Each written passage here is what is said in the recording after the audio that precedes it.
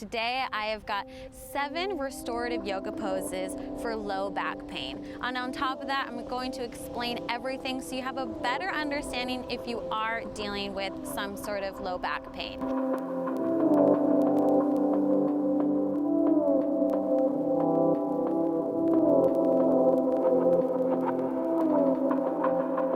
Hey guys, I am Jacqueline from actionjacqueline.com and welcome to my YouTube channel where I help you feel amazing in your own body, skin, and mind. Make sure that you subscribe to my YouTube channel because I release new videos here every single week. For this video, I will be using a yoga strap and a yoga block. You could also replace the yoga block with some blankets. You can fold them up and make them the height of the block.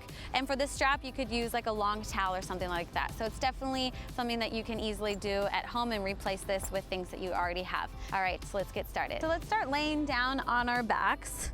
And for each of these poses, you can hold them for about 1 minute to 2 minutes.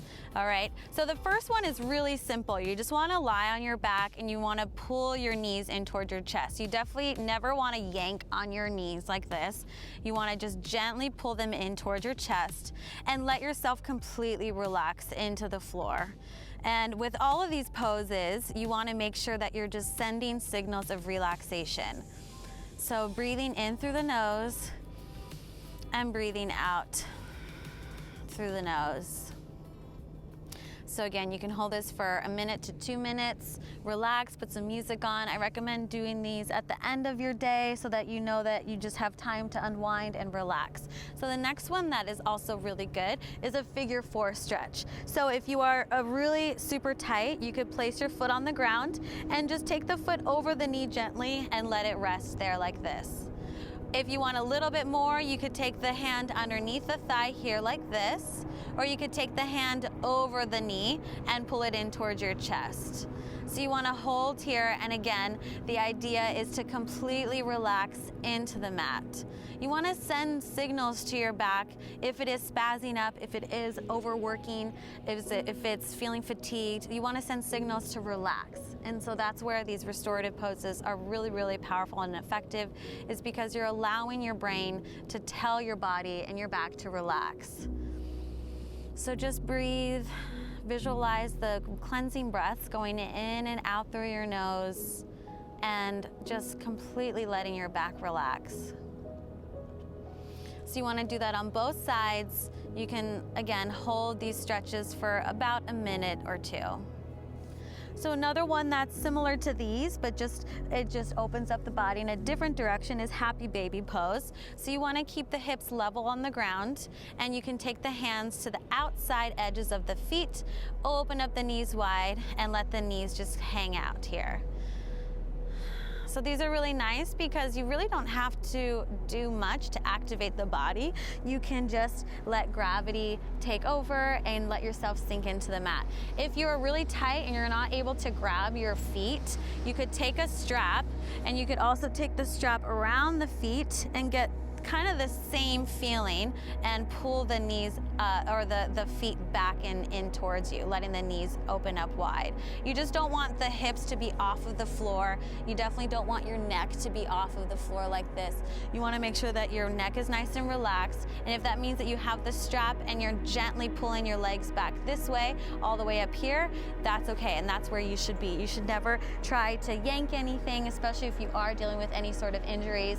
You want to move really gently and slow and give signals to your body that you're taking care of it, because your whole body is connected. So the signals that you're thinking and sending to your body is how it's going to react and feel. All right, so another one, let's stay with the strap, is lying on your back, and this is more of an active stretch, is taking the foot into the strap, making sure that the opposite leg is nice and relaxed on the floor, and you're going to gently use the hands to stretch out the back of the legs. Lots of times the low back gets tight, it spazzes because the whole rest of the leg is really, really tight. So when we open up our legs, it helps to open up space in the low back. So holding here is a really, really great idea. A great stretch to do at the end of your day. Maybe you went for a run, maybe you did some heavy lifting, whatever it was, or maybe you didn't. Maybe you just maybe you have more of a sedentary lifestyle, it's still good to mobilize the body. And then from here, you can take the leg out just slightly, or sorry, more in, and you're going to take the foot just over the opposite hip. So don't go too far, don't go crazy, just a little bit over the hip there like that.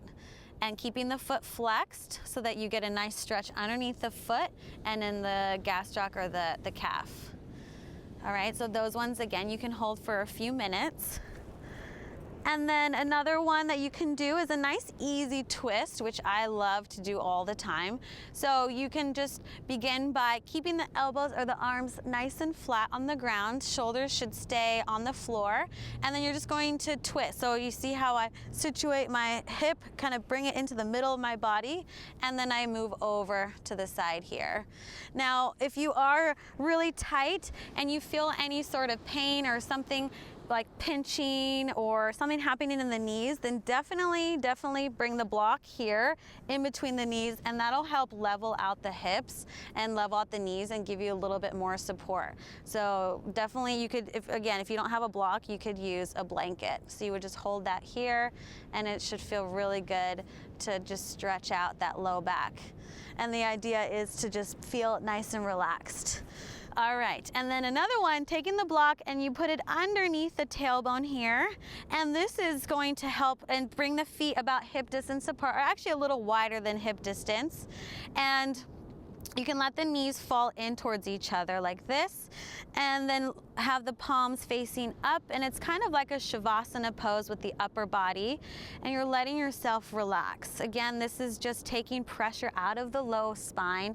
It's stretching the low spine, so you're feeling this nice elongation happening. It's taking all of the weight distributed that's normally hanging out in your low back, and it's bringing the weight up, and you're just releasing it, again sending signals to your back that it's okay to relax. You're giving it time to breathe, you're taking care of yourself.